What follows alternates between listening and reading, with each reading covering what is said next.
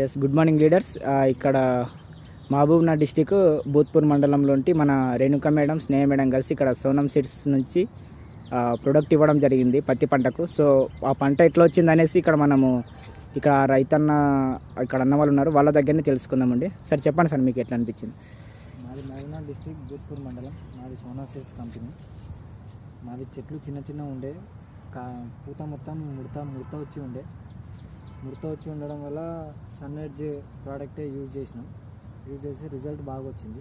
ఇప్పుడు మా చేను బాగుంది.